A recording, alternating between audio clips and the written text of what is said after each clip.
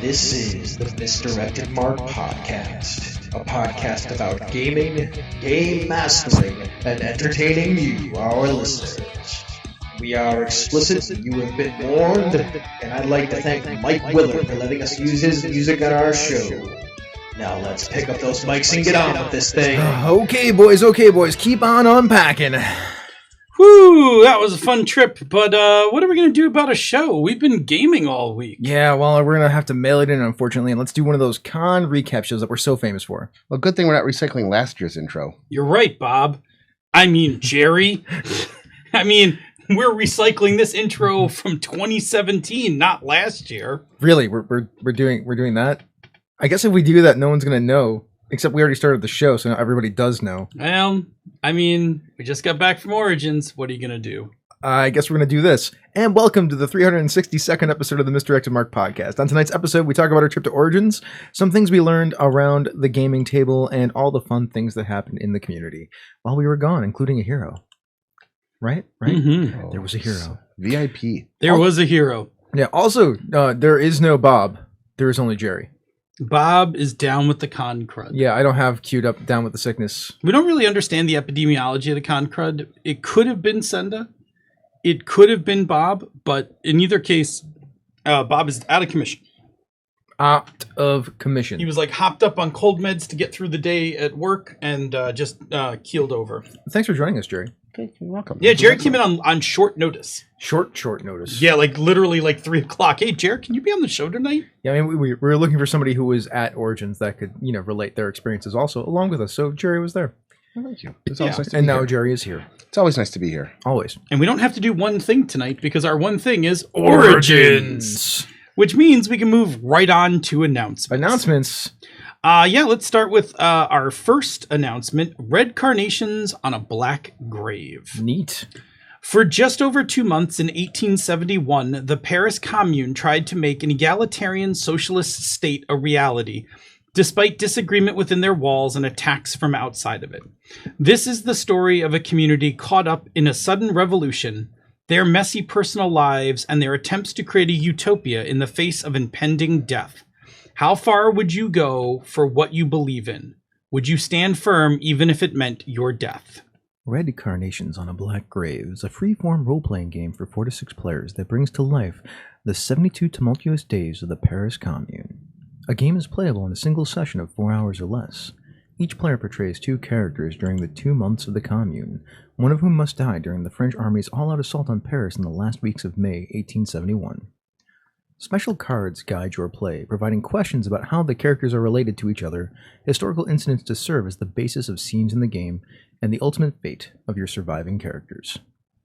This game was made for people who love Paris, history, revolutions, and resistance, or tragic role-playing games like Monsieur 1244 and 10 Candles. Oh my. Help us spread the word of the revolution. So you played this game. I did. I played this game at Breakout, not this past year, the year before. It is fantastic. In fact, it's really interesting. Just as a little aside, I visited in Paris the place where the Commune was set up, which is the where Sacré-Cœur is located, so in Montmartre. And it's really interesting because Kat, who is very, very knowledgeable about this this piece of French history, was telling the story, and I was of the Commune and everything else, and I was comparing it to what they tell you about how Sacré-Cœur was created, and I'm like, wow, that is not the story that the French tell you. And it's, history is, written by the victors. So it's a very different story you hear about the building of the Cathedral of Sacré-Cœur and the Revolution, because it's built literally on the bones of the Revolution. So, but it is an incredible game. And 10 Candles is a good way to put it. This is not a game where... I love 10 Candles. This is not a game where you win. Your best outcomes in this game are still heartbreaking. And like I said, you play 2 very human characters in this kind of very tumultuous time. And if you're lucky, one of them may live to old age. Maybe. So, as a Kickstarter update, Blake Ryan asked if you could go over what the mechanics of the game is. It PBTA? Is it Fate? No, it's very much a storytelling game. There are not too many actual. There are not too many actual mechanics. It is very much a scene-based story game. So it's mostly interaction, drama. What's interesting is what happens is everybody has their two characters, and then you play out a certain amount of time as the revolution's progressing, and there's this deck of cards that has they're like you know the thing where like people would post news up on a wall. Yeah. Okay, so there's like a bunch of those with different headlines, and you pick the scenes that you want to do based on those. So you're like, oh, there's an argument about education for the children, like, so you grab that one and go for it. Or, oh, Karl Marx's daughter is coming to town, and you want to appeal to her for aid from the outside, like those kinds of things. So it's not a PBTA game. It's not a fake game in any respect. It is very much a story game. You can hear it. There are APs for it on right now on both One Shot and She's a Super Geek. So you can absolutely hear the game right now. It's already funded. I don't know if Jerry has it up, but I do. It's $6,713 with 3,000 with 157 backers and 29 days to go. It's awesome. I highly recommend it. It's a really beautiful game, and like I said, it is. I think what's really unique about it is this really interesting. I mean, it's only a couple months of history. Like, it's this very small piece of French history that you've never heard of because it was never covered in any of your regular classes. But it's a fascinating little time and very tragic. So very nice. Yep. All right. Want to move on to our next announcement? I want to move on to one that's not on there right now. Oh, okay. So let's do a Queen City Conquest update. Yeah. So that's coming up. That's July 12th through the 14th in Buffalo, New York. Should all come out, play some games with a bunch of the Misdirected Mark crowd will be there. We've already mentioned that a ton of times. We have a bunch of new events up now. If you're into board games, you want to play some board games, we have some new hotnesses from Origins. I put up a game. Well, the Climbers is from last year, but Copenhagen is from this year. And I'll have Planet there, too, for people to play, if people are interested in that. Totally want to play Planet. Yeah. I don't know if I'll wait till Queen City or if I'm just going to snag play you. Before that, yeah. Copenhagen is excellent. We played it twice this weekend already. Yeah, I've played that game like 6 or 7 times already. I'm looking at some of the games that you brought back from Origin sitting on the behind the camera. Yeah, that people can't see. Yeah, and I'm just I'm kind of picking through oh, I really want to see this one, and I kind of want to see this one. So yeah. Yeah, we'll talk a little bit more about them later. There's going to be Star Realms, for people who are familiar with that from White Wizard. There's a game called Hero Realms, and Jen, my girlfriend, and the person I live with, she is bringing a Hero Realms tournament to the QCC. Oh, so, neat! Yeah.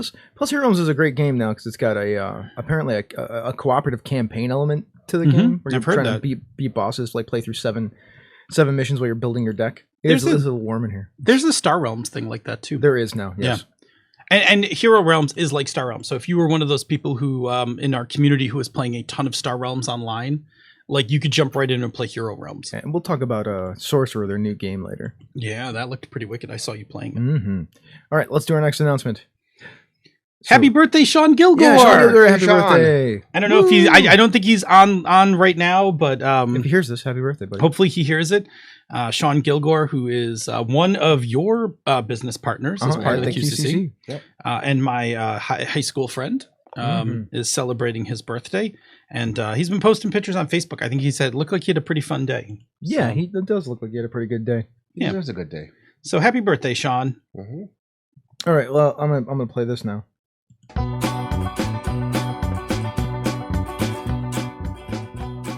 Because I like the song, it's a really good tune. Are you gonna play the whole thing? Or just till it gets to the GameCom part, right?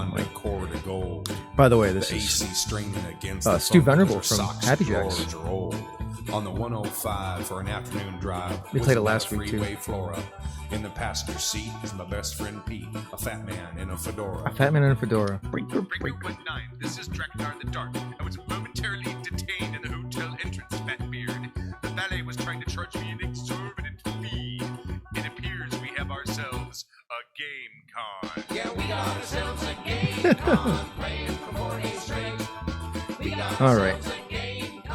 Now that you heard that again, we were just back from Origins. We're going to do our Origins recap now, where we played games pretty much all for 5 days. We did. So where do you want to start, buddy? Well, I mean, like, for people who aren't familiar or people who aren't in the States, Origins is a game convention in Columbus, Ohio, which for us is like about 1.5 states south of us. It's a 6-hour drive. So for those of you in Australia or those of you in Europe and are wondering, exactly how far is this con for us, it's a 6-hour car ride, and not an aggressive 6 hours. Like, that's pretty relaxed. Yeah. You can do it faster if you wanted to. I've done it in 4.5. I've done it in like 7. Right. So anyway, it runs typically in June or July.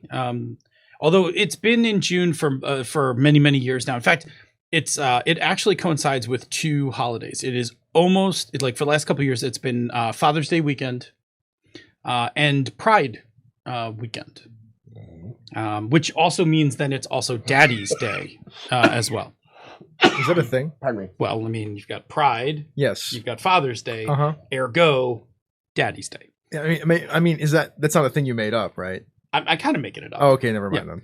Although, if you really want to see a funny bit, go to YouTube Yeah. and look up College Humor. They have It is funny. They have a bit on Daddy's Day. Is hilarious.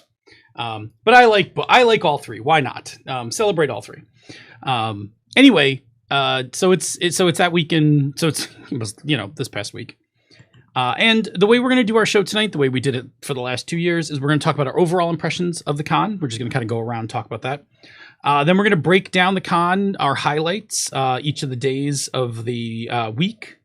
And then we'll get into the games that we played, because we did play games. And lastly, we'll end on a note, and we'll award the Origins MVP for this Origins. For 2019 Origins Yes. MVP. We definitely have an MVP this year. Without question. So cool.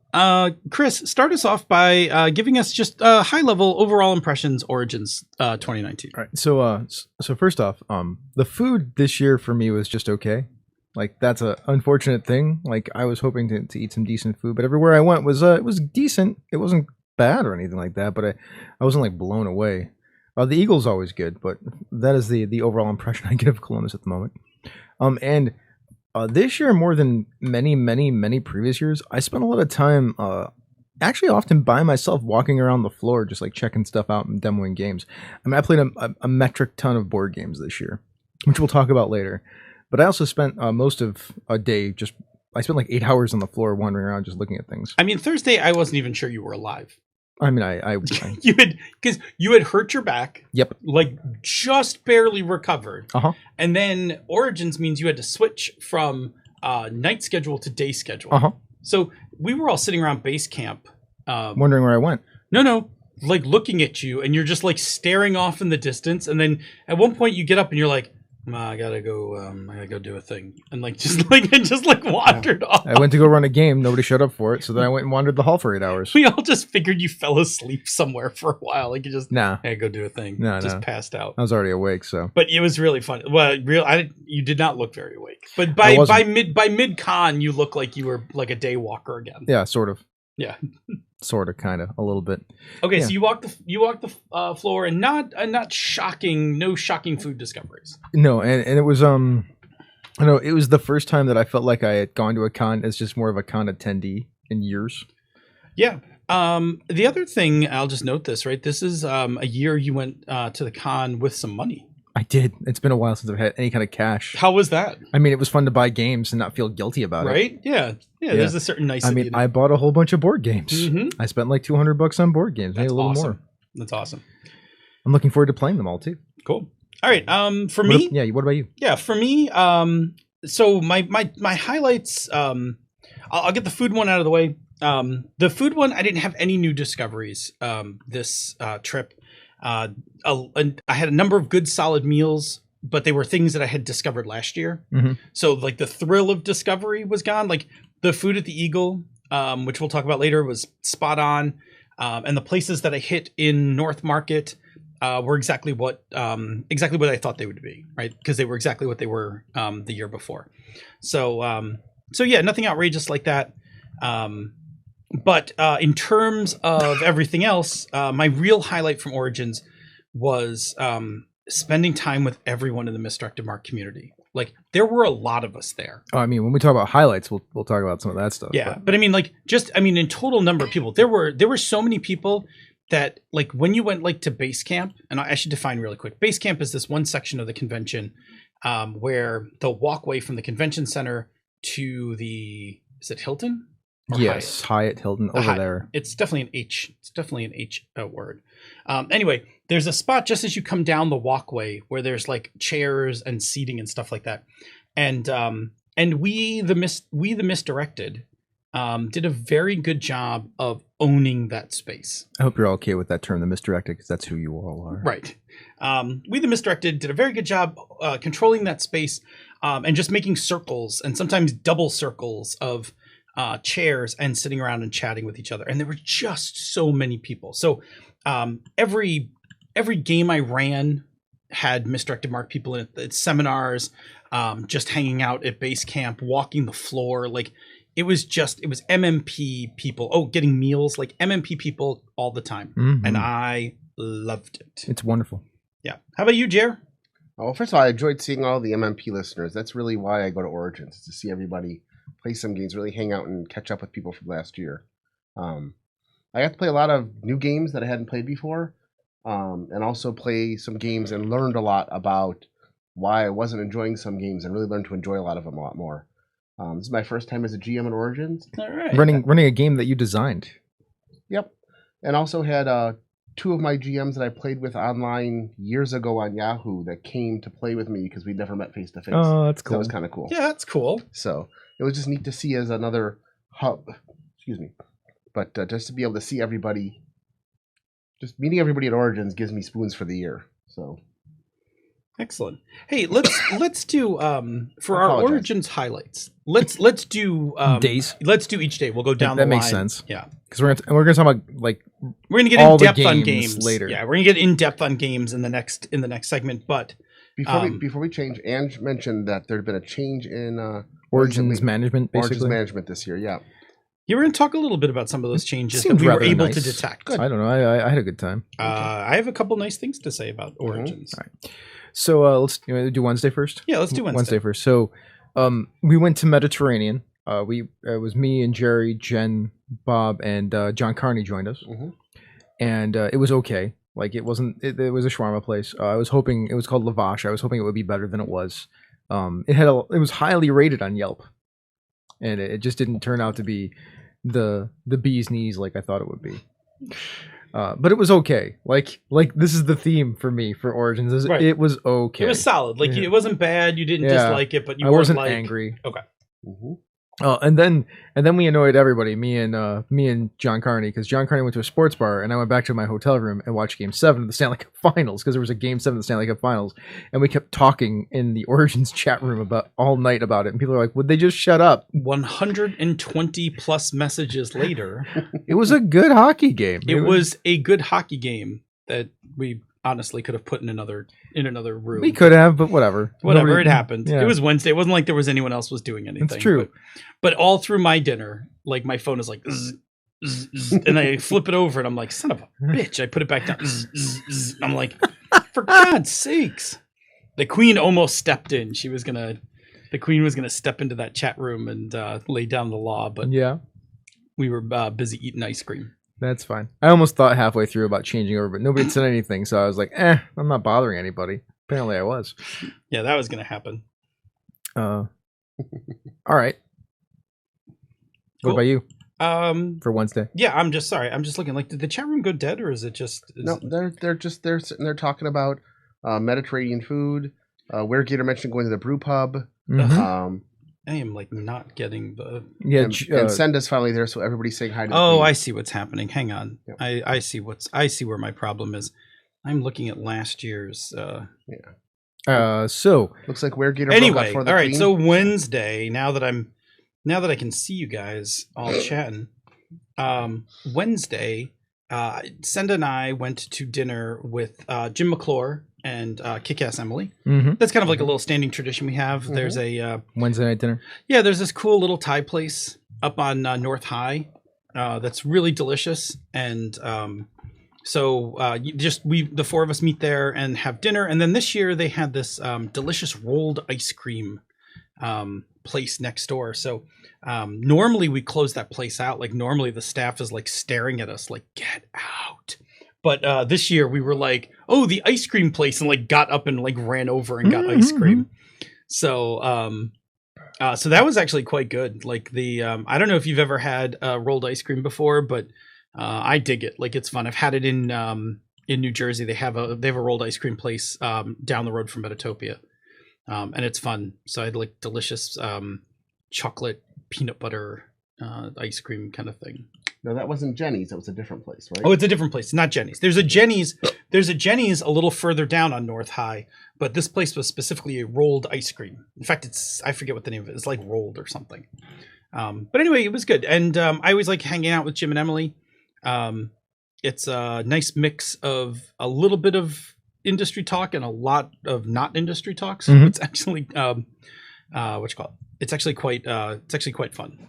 So yeah, good time. It was a good time and a nice way, like just to get ready to start off the con. Yeah, cool. Do you want to describe what rolled ice cream is? Booba Day's asking what it is. Okay, so cool. Rolled ice cream is they have this like nitrogen cooled plate, and when you order your ice cream, they take like cream, pour it onto the plate. They take your whatever toppings or whatever, and they just mix it in like right into the cream, and then kind of like a crepe, they spread it really thin around the nitrogen plate, and then it solidifies, and then they take like it's like a paint scraper, right? Like it's like one of those metal scrapers, and they scrape it ever so carefully, like in a line, and it rolls up, and then they like literally pick up the roll and stand them up in a cup. So it's ice cream, right? But it's the presentation's really nice. Like it's kind of a little floral looking, and the flavors are cool because they get worked right into the ice cream. So okay. That is rolled ice cream. Check it out if you ever bump into a place. So your Wednesday was similar to mine, right, Jerry? Well, sort of. This was my first time going to Grandpa's Cheese Barn. Oh, Cheese that Barn! Was amazing. If you have not been to Grandpa's Cheese Barn, just between Cleveland and Columbus, you walk around. There not only do they have an abundance of cheeses and crackers, but there's samples of everything. So you just walk around, taking little pretzels and trying food. And they've also got like Grandpa's Chocolate Barn or something like that. Sweeties, it's called. Yeah, which is just the same thing, but just with chocolate and candy. It is decadent as hell. I really enjoyed the food. I thought the food was good. I didn't think it was great. I agree with Chris. But as a very picky eater, being able to find exotic foods that tasted very good and fit my palate, I enjoyed it. I would go back to Lavash again. I wouldn't recommend running out there, but if we went there again. Best food we had there, I think, was the Eagle and City Barbecue, though. We had City Barbecue Wednesday night, and it was just absolutely delicious. Oh, wait, Wednesday at lunch. Wednesday at lunch. Yeah, we hit Grandpa's Cheese Barn. Yes. And then went right to City Barbecue, which means we like ate like a dozen samples, like dozens of samples, and then hopped in the car and went to get barbecue. Which is never a bad thing. I enjoyed walking the con the first day, seeing the early arrivals. There's something weird about the energy and just the feel of walking into the vendor halls they're setting up when it's still quiet, but there's this like pressure of energy. It's you can feel the excitement of the day. I love that feeling. Did you get into the vendor hall before it opened? Yes, I did. I just walked in with Jen. No, me and Jerry walked in to go find Jen. It was hilarious. Remember, nice. Half the skill of going places is just look like you're supposed to be there. Very nice. And then I got to watch the hockey game. I'm not a huge sports fan, but I enjoy watching hockey with people. And I've watched a couple games with Chris and Bob in the past, and they make it a lot of fun, explain what's important about it, and just everybody piled into beds together watching hockey at night was a lot of fun. So. Chris is very good to watch sports with. Chris is very knowledgeable and will explain to you. Like I didn't appreciate soccer fully until I watched some with Chris, and then Chris related it to me in ways I would understand, and I was like, oh, never mind, it's an area control game. It is an area control game. Bob's fun to watch hockey with because Bob is ridiculously animated and swears the entire time he watches hockey. It's true. Pardon me. It's very true, in fact. Bob is don't let children around Bob when he's watching hockey. Sports in general, but even hockey. Jerry, in the after show, remind me to tell you the time I thought Bob died. Okay, that's right. During Sabres playoff. I think you told season. it once, but there's probably plenty of people who haven't heard that story. It's probably been like 200 episodes. Yeah, I'll tell the story of how we thought Bob died. Jerry, what was your Thursday like? My Thursday. Highlights of your Thursday, I should highlights say. of my Thursday. First of all, was just there was a room set up, the Morrow room, that was more or less the gem room. There was a gem game running in there almost the entire day, several of them. My game was one of the first games of the day, and it didn't fill, but that's okay because then I got to hang out with other people, played some games with the MMP people, then went out to base camp, sat down at base camp, and spent the rest of the afternoon just talking to Noor and Eric and the Flanagans and Victor and just a whole bunch of people I hadn't actually seen since Breakout or earlier, and just telling stories, sharing stuff, playing a few little games there. Base camp is where I recharge every day, and then we went to dinner at the Eagle where they had chicken, and as long as there's fried chicken, I'm happy. So it was a great time. Sat up late night, talked to people, and watched some board games. Thursday was a great active start to the con. So highlights for me on Thursday. Mm-hmm. Mark Diaz-Truman shows up with a copy of Zombie World just to sit by and just chat with us for 5-10 minutes. Oh, because I yelled at him. Yeah, Yeah, that was cool. I didn't yell at him. He was walking by and I yelled hi to him. So that was a highlight. I mean, I like Mark. Mark's a cool guy.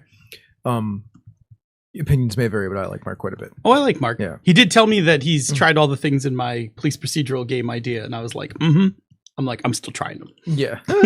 like So Thursday was a little rough because my sleep schedule was messed up, as we have already discussed. The Eagle was great. We were playing games in the Eagle. Yeah, you were. Yeah. We played the Climbers and Copenhagen, which I'll talk about later. But that was a raucous good time. Unfortunately, the Queen was starting to feel a little under the weather, so she had to leave a little bit earlier than she probably wanted to. she had a she caught her cold came on early during the con, so she was peaking cold. Plus, she hadn't actually fully equilibrated over to East Coast time yet. So, and that was the day that I spent the most time in the dealer's hall, because the dealer's hall is open from 10 to 6, and I spent 8 hours in the dealer's hall. Oof. You know what I really like though? In years past, you could not have spent 8 hours in the Origins dealer hall. It is each year it is getting bigger and bigger. And I remember when I went to Origins after having gone to Gen Con for a while, the Origins hall was a bit of a letdown. Not this year. No, it was fine. This year was plenty of companies, plenty of demos and stuff going on. So there's another thing I really liked. So there's 3 halls. There's A, B, and C, and they're all the same size. They're all pretty big. They had exhibitors in both the A and the C hall selling games and things like that. Because in C, if I remember correctly, it might have been A, is where the Queen's game booth was, which is where Copenhagen is in a lot of Queen's games. If people are familiar with Queen's games, you go look it up. They make a lot of things that you probably know about if you're a board gamer. But you could go to those places and buy games also. So it wasn't super crowded, and the walkways are always nice and wide.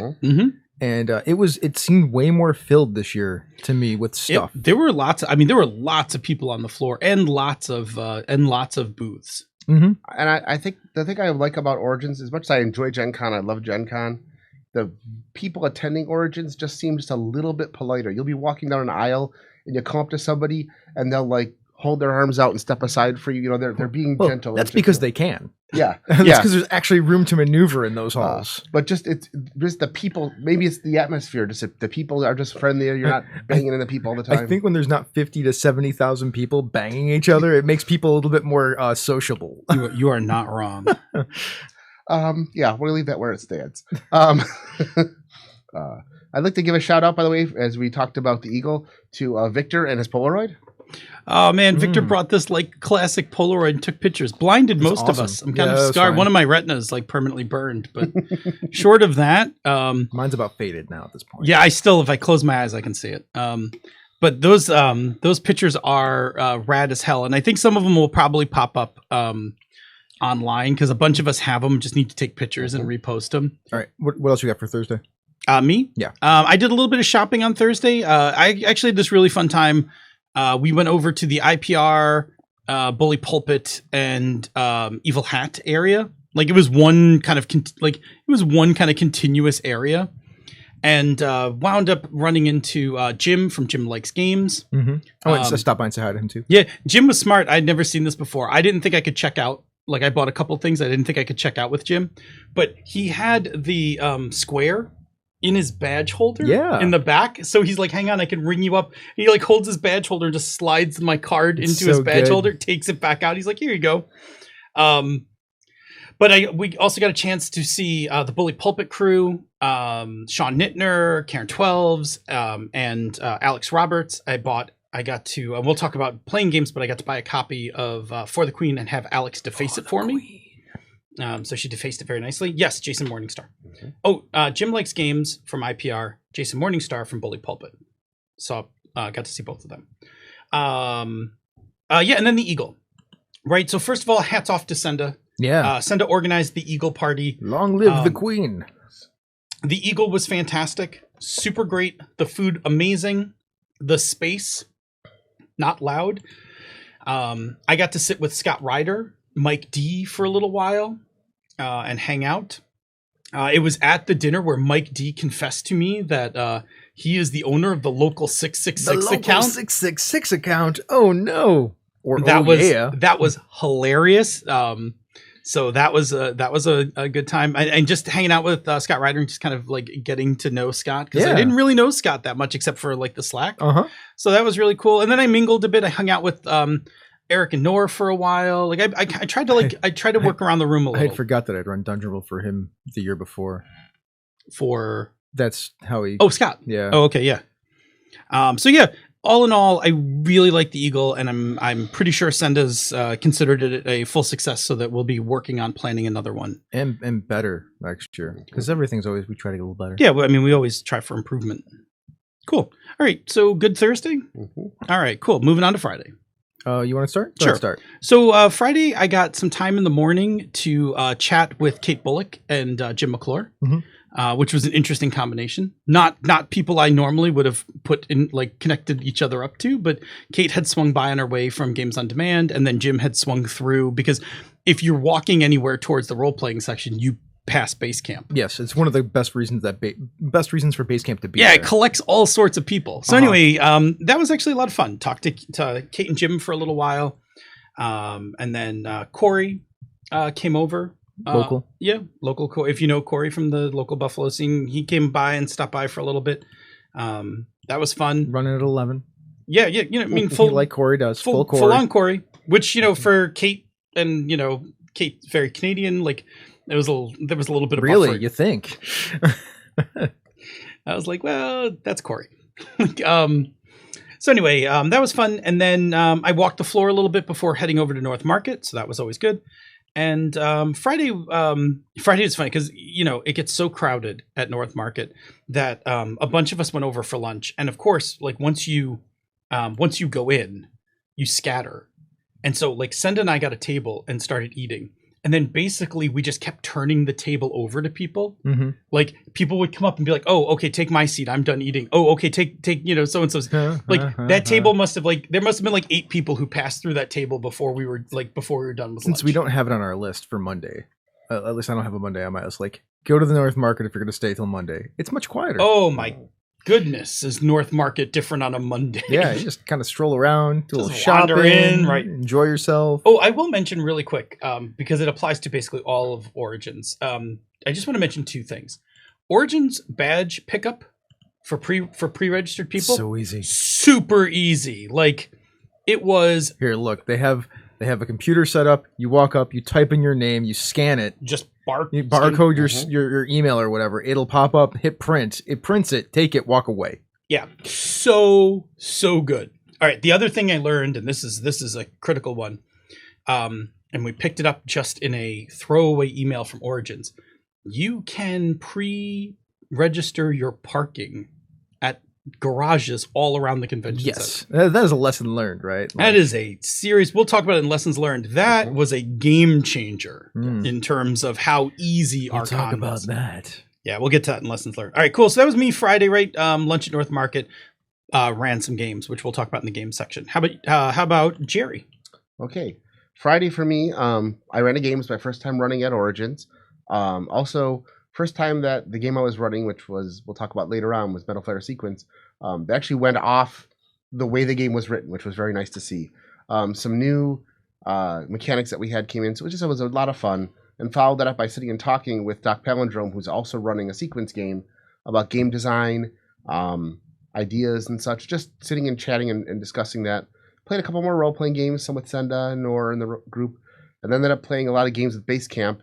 And at the end of the night, we got back to the hotel, and Chris had brought a couple of games back. We played Copenhagen. That's the night we played Copenhagen. That's the night we played no, Copenhagen. not on Friday.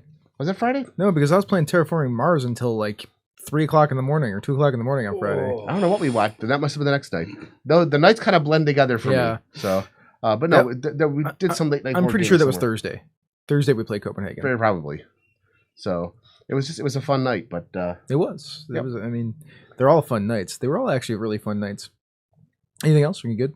nothing that day. Friday was kind of a quick whirlwind of a day for me. Yeah. So All right. So Friday, the big things on Friday for me. I played my game, which we've been calling it Sequence for a long time, but I think we're going to change the name to One, the Ordered Number Engine. Order number engine. I like it. ONE. One. We're still testing it Ordered out. Number Engine. So that's the current name that we're trying to work on right now. See if that works. But I got to play that with Jesse from Down with D&D, our editor, and a lounge, and he has a GI Joe version of the game. He calls it Task Force, but we played with actual GI Joe cards, like the GI Joe the info dossiers. the info cards. You can just take them and just circle some things on them, and then you have a character for playing One. It was so badass. It was so cool. I was playing Roadblock, right? Oh, nice Roadblock. Yeah. Bob was playing Shipwreck, and Shipwreck. That's a great. I love Shipwreck. and Jesse's buddy was playing Scarlet. It was great. I was always partial to Flint. Yeah, Flint's cool. Yeah, I like Flint. I also we had dinner at Como. It was sushi once again. It was okay. Like that is the theme. Como was okay. the teriyaki was excellent. The sushi was fine. Like it was fine.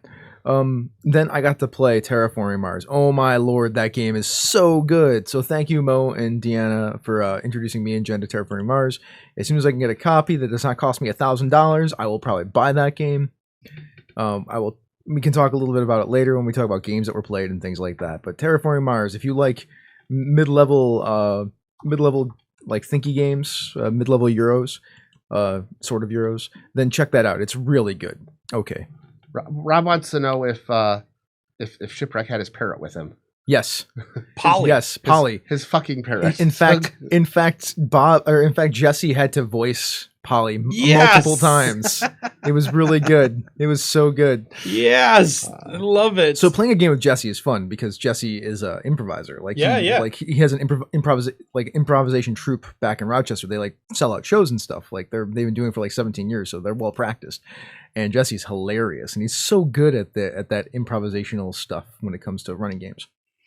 All right, let's go to Saturday. Phil, why don't you start on Saturday? Yeah, so Saturday morning, Senda and I did the Pandas panel, which was a great mix. It was nearly all listeners of the show. Now, let me tell you that 3 years ago, when we did that first time we did that panel, no one in the room had ever heard of our show. Like there was a room full of people who were like, we have a podcast. Are any of you listeners? And like nobody's hands went up. This time there must have been like 20 or so people. Everybody in the room except one person was a listener, and that guy came with his buddy. Mm-hmm. So that guy, I was like, his name was Chris, and I'm like, hey Chris, I don't want you to feel left out. So like, I just, I'm gonna spend some time explaining things to you and kind of like focusing like a couple of things, which was great because Chris was actually a new GM, and so had a question about in 5e what to do with making challenges making challenges challenging when your players are mopping up encounters. So we all brainstormed together about different ways, waves, imaginary hit points, all of those kind of tricks that you do to to keep a challenge more exciting. Anyway, it was really fun. Hopefully Chris is now going to be a listener to the Pandas. We'll check. We'll check when we do the next recording. Well over 150 episodes that you can listen to. Yeah, 160. 160. Yeah, 160 episodes. Yeah. Anyway, so that panel was fantastic. Then Schmitty, Senda, and I went and grabbed lunch right outside the convention center, and sat and just watched the. We didn't watch, I guess, as much as we were just in the area of the Pride Parade. Nice. Saturday was the Pride Parade, but it was good. Like the three of us just kind of sat around and talked about our own feelings about Pride. and our just our own backgrounds and experiences and stuff. We can talk about in the after show. I have some interest. Like I have complicated feels when it comes to Pride weekend. Mhm. In positive ways, but some ways that are difficult, that are tricky for me. Mhm. But overall, like I was super happy. Like the parade was great. And then while sitting there, I also ran into Chris Tang. Nice. And got some info that I don't want to release yet because I want to talk to Chris. I'm going to email Chris tomorrow. But got some kind of cool info that if it plays out, we're going to be a little later on the POD for Streets of Avalon. But I think people will really dig it when we tell them what it is. So that was really cool. It was very fortuitous. Like it was just that serendipity thing where we were sitting there eating. Chris walked by and I said, "Hey, Chris, I heard this thing." And he sat down and he's like, "Let me tell you exactly what it is." And I was like, "Oh," and I like rubbed my hands together. Excellent. And I was like, "Excellent." Do I'm Mr. like, Burns. I will. Excellent. Yes, I will Fingers. email you this week. So then we got back out on the floor, walked the floor again. I bought myself I don't need your whole overview. I just need No, your that's fine. highlights. So I walked the floor again. That was a lot of fun. I was just gonna say I bought a copy of Before There Were Stars. Oh, that's a highlight. Yeah. I basically also sold a copy of Before There Were Stars because somebody else walked by and looked at it. I'm like, this is basically a story game hidden inside a board game box. It's a story game. Yeah. So I think it was Scott Ryder. I think he just picked up I bought one and then Scott bought one right after me. So I helped make a sale at the booth. You're welcome, Smirk and Laughter. Yeah. Smirk I mean, I Laughter. love Kurt and the gang. So yeah. Had dinner with Ryan fucking Macklin. You know, the guy from the internet. guy from the internet. Yeah. Ryan was Legend, in town. supposedly. Legend, yeah, the legendary Ryan fucking Macklin. I hear he's a legend. Yeah. So that was cool. It was fun seeing Ryan. And then went to the Misdirected Mark Extravaganza. That was a hoot. That was a hoot. I'll let you talk a little bit more about that. And as much as I enjoyed the Extravaganza, the After the extravaganza. the after show to the Extravaganza, which took place right outside the room, was absolutely hilarious. Let me just say this. If you ever get a chance, play poker with Nor. Really? She has zero poker face. Oh, that's true. Even the hint of something funny comes right across her face. Like it was quite a it was a blast. Anyway, that was actually a lot of fun. There was a whole bunch of people there, and then we just hung out for like another hour or so or more after the I went back to base camp. Yeah, we no one left. We just took over that There area was enough right of by us. I was playing games with the Flanagans and a couple other people, and Jem was down there with me. Yeah. So anyway, it was a lot of fun. We talked about naughty books and things like that. Uh-huh. There was a lot of naughty book talk Naughty going book on. talk. Yeah. These There's are the a things huge that you get when you hang out. with there's a Mr. huge Ed Mark. compiled list of naughty books now. Anyway, that was my Saturday. Saturday was a really fun day. It was all people. Mhm. Like I didn't play too many games. It was all people on Saturday. Cool. You? Yeah, I'll go next. So the D&D panel, the Design and Adventure in an Hour, it was a ton of fun. It was exactly what I wanted it to be. It was this interactive experience where the 20 to 25 people in the room all contributed to helping design a D&D adventure in an hour. So there's an outline of it. I'm actually going to write it up and lay it out, and Jesse's going to help me. And maybe if Sean has some time, he'll like proof edit it and all that good stuff. And maybe we'll get Bob to help a little bit too. And then we're going to sell it for charity. Yeah, that's really neat. Yeah, so that was really fun. It was supposed to be a 4-hour adventure. It's going to end up being an 8-hour adventure with a lot of words. There's a lot of words because of the way that they did it. And I'm like, you people are terrible. And making me work way harder than I wanted to. But that's okay. So that was a huge highlight for me. I really enjoyed that. I talked to McClure for a while that day. That was a good time. Oh, it's always fun to talk to Jim because we like to bust on each other. I might have asked him about a satanic panic. He might have said that if a Kickstarter is 12 months late, it's okay. You can bust on me. I'm like, that's fair, Jim. That's completely fair. I hung out at base camp most of that day. I tweaked my back a little in the morning, so I sat in a chair. Oh, did you? Yeah, so I sat in a chair for like 3 hours before I had to go to my D&D panel. And that was a good time. I was hanging out with a bunch of people at base camp. And then after the D&D panel, I went back to base camp. And I believe that's when Nora showed up with her games. And we played this game which we'll talk about later, called Monster Match, and this game called Color Addict. And that was a hoot. Just a hoot nanny. And Flanagan showed up with Railroad Inc. So That's when I swung by. I saw you all playing Railroading. yeah, we were playing. The other two games were a hootenanny though. Like they're Hootenanny. yeah, just they are a lot of fun and kind of nutty. All right, then there was Extravaganza, which was there was a lot of feels, and it was a lot of our people having a good time together. We the crossword puzzle went over pretty well this year. It was a lot of fun. I did the crossword puzzle. I barely outpaced our listeners by like one answer. I got 17 to the next closest person was 16. There were a couple of people who like walked in, like not knowing what it was. I explained to them. We did. We explained that There it was was just a warning. This is not a GMing experience for people. This is like a Vice panel or whatnot. This is more about for the people that listen to us all the time Yes. and from the different shows. Yeah, but So- they were laughing at all the jokes anyway. They enjoyed it. Oh, that's good. Yeah, it was 2 hours of just us being us, and listening to people, having people ask us questions about whatever they wanted to. And here's the thing: since we're still on Saturday, both the Pandas panel Mhm. and the Misdirected Mark panel Mhm. exist. They were both recorded. They were both recorded. The Thanks. D&D thing was recorded too. Oh yeah. Yeah. Did you record the D&D thing? It actually is recorded. Did you check? Yeah. Okay. Well, we'll find out if Weird, it actually right? made it. Right. But Schmitty, who we all adore, The Keeper of the Labyrinth. the Keeper of the Labyrinth, Schmitty brought the rolling bag of full gear. Mhm. And Schmitty does this professionally. Yes. So like Schmitty came in and like wired both panels, wired the table with mics and mic stands, sound checked it, recorded it was pretty professional. I almost tried to move something and help, and I realized I was like, you know what? Maybe I'll just sit here and not touch anything. Yeah, pretty much. And Schmitty like just do. And then for the full panel, Schmitty had six mics There were going? 6 microphones. Yeah. Schmitty We each had a microphone. did a fantastic job. And just was like, oh, I'm going to be there. I'm bringing my gear. I'll help record stuff. Mhm. Like, I just love Schmitty. Yes. And rainbow microphones. Yes. Although we say rainbow, but they're actually colors of the colors for resistors. The resistor colors Yes. for electrical engineering. It was clever. Yeah. Schmitty's very, and hand rolled that gear. Like those mic cables were made by Schmitty. Yep. And like that's some impressive. He knows what he's doing. Right, in a rolling Pelican case. Like it was when they opened up that case, I was like, oh, like how lovely and organized your stuff is. like Feels like oh. I mean, there were foam inserts. Like everything had a place. So Yeah. this is good. It was a thing. So anyway, the cool part is, I think it's going to be patrons, right? Or it's not going to go on a full feed, right?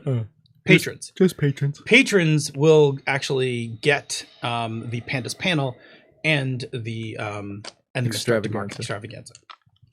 I'll do my best to bring up the audio for the audience. We tried our best to repeat the question. We did too. I just didn't want to do the mic in the audience. Yeah, the Down with D&D panel isn't really a panel. Like we didn't answer a bunch of questions, right? We actually sat and put together an adventure. Yeah, the Pandas one was very much. It was like 25 minutes of us talking about campaigns and then just questions, including it digitally. Jerry, what about your Saturday?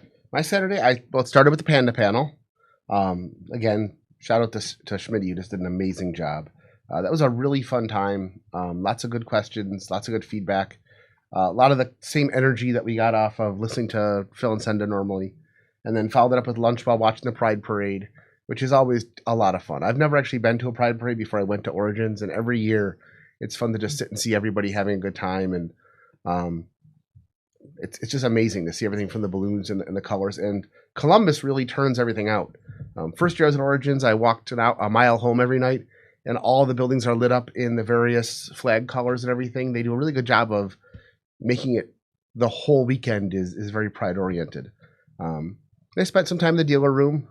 This is the con I think I spent the least amount of money at. I picked up a couple of games and a couple of supplements, saw a bunch of stuff I want to pick up, but didn't grab a lot because I was walking around. But there was just a lot of neat new games to see.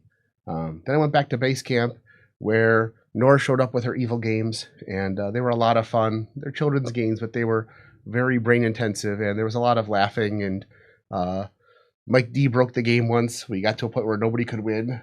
And, we'll talk about that later. It was a lot of fun. It was a game for like 6-year-olds that we were all just having a ball playing. And then, like I said, Tom brought down his game. the Railroad Ink, which I definitely want to get a copy of because that was a much more. It wasn't out of print. Yeah, I looked for it. I can get a Spanish copy for $20 with $7 in shipping. And then late at night, we'd had the MMP Extravaganza and the after show, which became Base Camp 2, basically. I think there were about 20, 25 people there. Man. Everybody just basically congealed there. Just kind of like sank into the chairs and sat and laughed for the whole night. And a great way to end that night. Then we went home. So for me, it was just hanging out with MMP. You all went home. Yes, we all went home. Yes, I thought about that. What happened, Chris? So, under lessons learned, what time will you never schedule a game ever again? We'll talk about that when we get to Sunday. Are we talking about Sunday now? Are we good? Can I talk about Sunday? We're on Sunday. Yeah, go to Hey, Sunday. so I scheduled a game for what I thought was noon at Sunday. It ended up being at midnight on Saturday. So Sunday morning at midnight. So I will never schedule a game for the 12, the 1-2 hour. That'll never happen. It'll either be 11 in the morning or 1 o'clock in the afternoon. Never at noon. never at the 12. Wow, that was a mistake. And 3 people showed up for it. We played till 4 in the morning. And then somebody in that game played a game at 8 o'clock in the morning, and then played a game with you, Phil, at like noon or 1. 1 o'clock. 1 o'clock. Played Hydra Hackers. Well, so I get this one person at my table. I believe their name is Terry. Very nice. And I'm introing the game, and I'm like, so have you ever played Powered by the Apocalypse? And they're like, well, I'm not sure. Can you name a few of the games? And I'm like, yeah, Apocalypse World, Dungeon World. They're like, oh, I played Dungeon World for the first time last night. I'm like, yeah, when last night? They're like, midnight. I'm like, oh, then you're in good hands. Like, I don't have to explain too much more. Sneezek will have covered all that with you. So I did. And they were good. They were all set. They were ready to rock. Like as soon as they got over the here are these moves. Yeah. They were good to go. That was really funny. Sunday, I played Swords Without Master. That was fun, even though I was exhausted.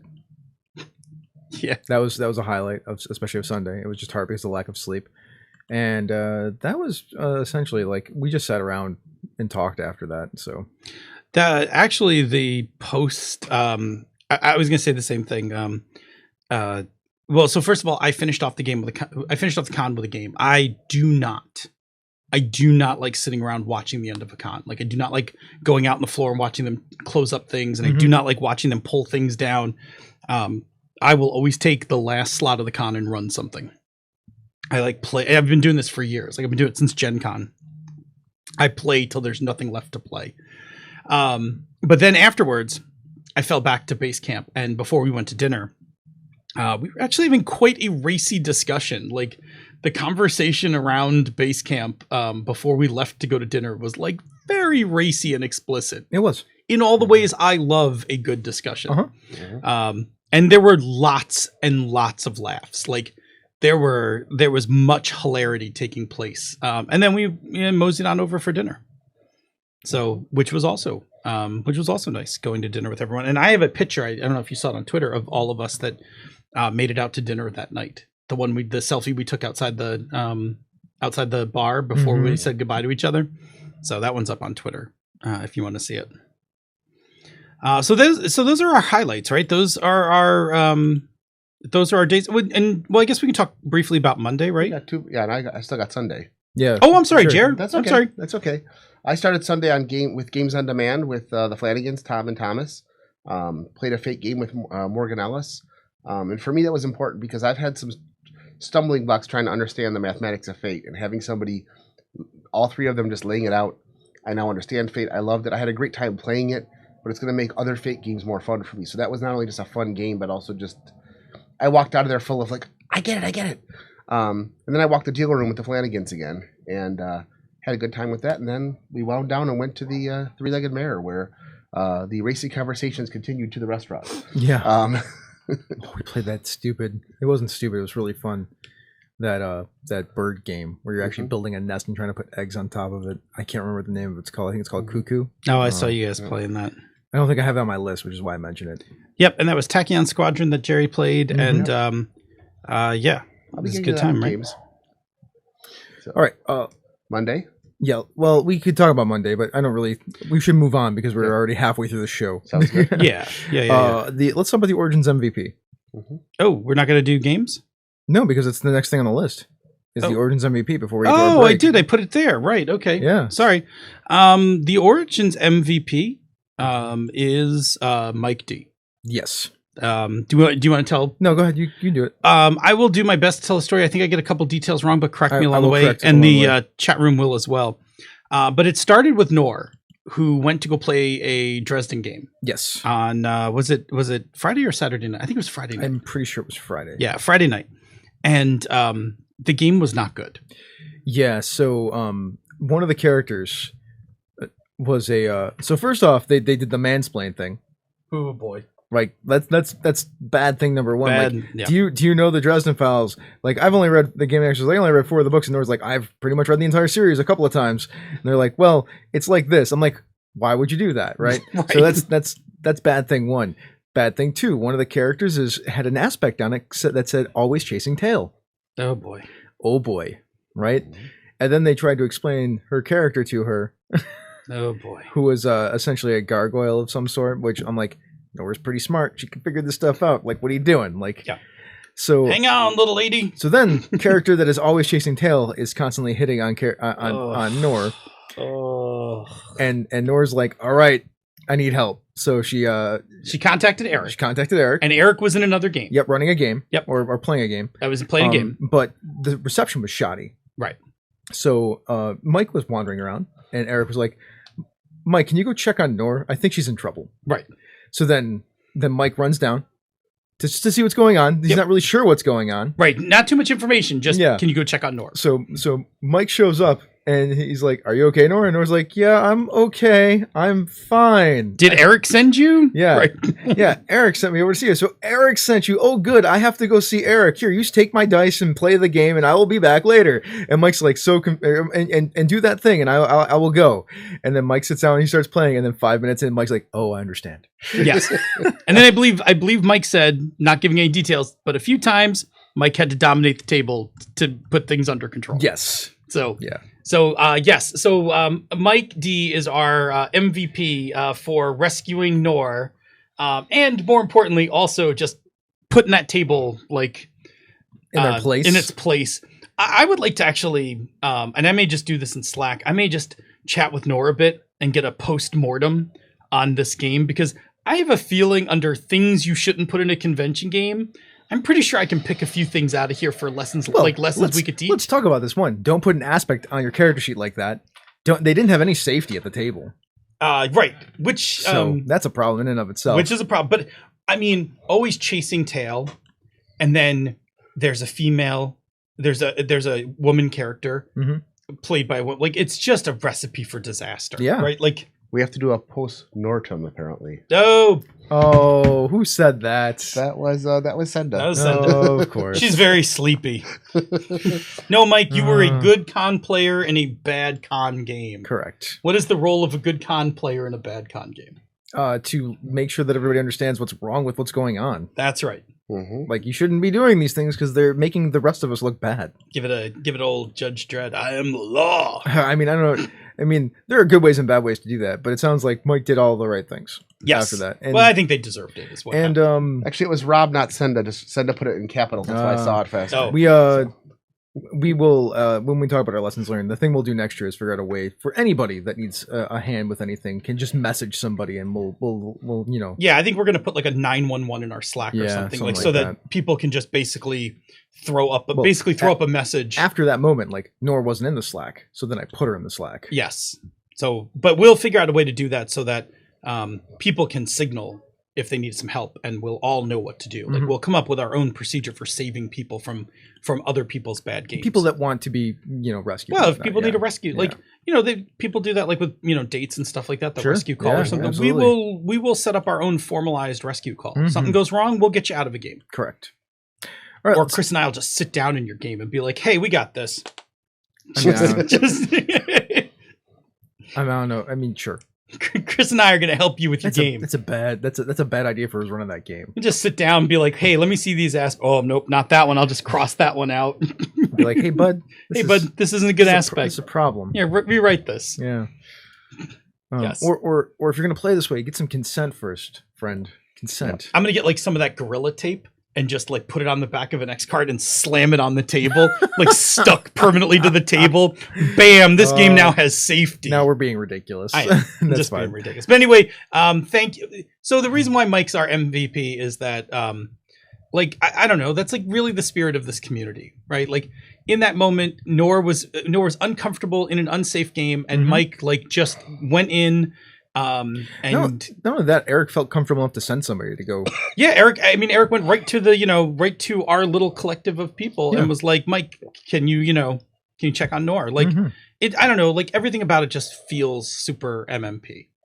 Right? Like I was like I loved our community last year. I love our community even more this year. My favorite comment that was put out there that I'd never heard the term before was radical acceptance is what we're all about. Yeah, Nor mentioned that today, and I think so. Radical acceptance, I love it. It's a wonderful idea. I love it a lot. Yep. All right, She's a Super Geek. That is the show and the network that we want to talk about today. So that's Senda and Andy. They are an actual play RPG podcast highlighting women as GMs. They're wonderful and amazing, and they're playing. Is it Red Carnations on a what's an, Red Carnations on a Black Grave. Yeah, it's a long name. Red Carnations on a Black Grave right now. It's super evocative though. Yeah, I mean, I love this show. I think it's one of the most important role-playing game actual play podcasts out there. So I'm very happy that it's a part of this network. I'm glad to be affiliated with them. I agree. I think that especially Senda and I were just talking about this on my drive down here today. It's more so than any other women centric AP cast. Super Geek is doing a lot to elevate women game designers, right? Like it's not just a D&D AP or anything. Correct. Like, it is really giving spotlight to women designers and giving them, an awesome platform by which to help promote their games as they're heading into Kickstarter and things like that. Somebody on Twitter today was asking about how they could get their game on She's a Super Geek, and I saw the reply was like, well, we really are trying our best to highlight marginalized designers, especially if they're women designers, especially if they can come and run their own games on the show. But we do look at other games, but of course that's for a fee. Well, and that's just not the focus, right? It's not the focus, right? It's I think it's doing really good. Like I think it's doing something that not even One Shot is doing it too, because One Shot's goal is to make money. Yeah, their primary goal is to make money. Yeah, and She's a Super Geek's primary goal is to highlight women GMs. Exactly, and there's nothing wrong with making money. No, there's nothing wrong with making money. I mean, it's not me casting aspersion on One Shot. No. One Shot that is the particular focus of it. No, One Shot's a perfectly fine AP, very entertaining. Yes. Yeah. We've got a little bit of comment in the chat room. They're discussing bad content in games, active content, and of course the pedophilia problem from UK games last week. That thing. Yep. We have something to say about that on the in the And Mike has just jumped in and said that next year he's going to run an off-books Dresden Accelerator for new or anybody who wants to come. There we go. There it is. Fix that. I thought about doing that myself. I'll run some Dresden off books. I literally want to make that T-shirt that's the if your parents didn't accept you, I'm your dad now. Yeah, right. Right. I want to do one like did you have a shitty game master? I'm your game master now. Like here's a character sheet. Grab some dice. Let's play a game. Everybody's asking about the UK Expo thing. Not everybody's. Okay, so here's the short of it all, and we can expand upon that. A gentleman was running a Tales from the Loop game. About 2/3 of the way through the game, this is explicit. So if you're not interested in this and it deals with child endangerment, fast forward about a minute and a half. They had the kids taken and raped, right? Yeah, in the game. 2/3 of the way through. It was like this supposed to be the twist for shock value and whatnot. Now, that's awful. Don't do that. It says it right in the rules of the game, first of all, not to do stuff like that. Do not harm the children. 2, I mean, there was, as far as I heard, there wasn't any safety at the table for this game. No. And there was no content warning for that being a possibility of what could happen in the game. It is definitely a bait and switch when you think you're being clever situation. and it's a game primarily about kids. Right? So, eventually what happened was this got brought up to the UK Games board. Yeah, it did. And this person, this gentleman who did this in this game has been pretty much blackballed and banned from running games at any convention. It's a disaster in Europe, essentially. Yeah, like it's bad. Yeah, and so I mean, you can go onto Twitter and actually read the whole thing. Yes. Like if you just go onto Twitter and start Googling UK Game Expo, it'll hit you'll hit the thread for it. But yeah, like what a terrible idea. I can't even do a show because it's so, I don't know, obvious. Mm-hmm. Anyway, okay. So I chuckled not at you guys, but apparently I turned away from the microphone when I spoke and I looked at Phil, and now everybody's telling me how difficult it is not to look at Phil when you're talking. It's true. It's so hard not to look at Phil when you're I mean, talking. I'm pretty big. I kind of occupy a lot of space. It's hard not to, like, you know, it's hard to miss me. So it's hard not to look at Phil, and apparently Old Man Logan doesn't look all that old. So those are things that we've heard. Yes, today. We have it on video. Yes. So that's the UK Games Expo thing. Yeah. It is pretty bad actually. Like it's a fucking disaster. yeah, it's fairly atrocious. I can't think of a way, like I can't really think of a way to go more wrong. Yeah. In a con game. In a con game. Like, hey, I don't know any of you, but you know what's going to be awesome come 2/3 of this game? Boy, are you going to be surprised. I know, right? God. Okay, let's get back to the origin stuff. And yeah, let's do origin stuff. That's origin. Let's get into the gaming part. So, okay. So let's talk about games and lessons about games. Okay.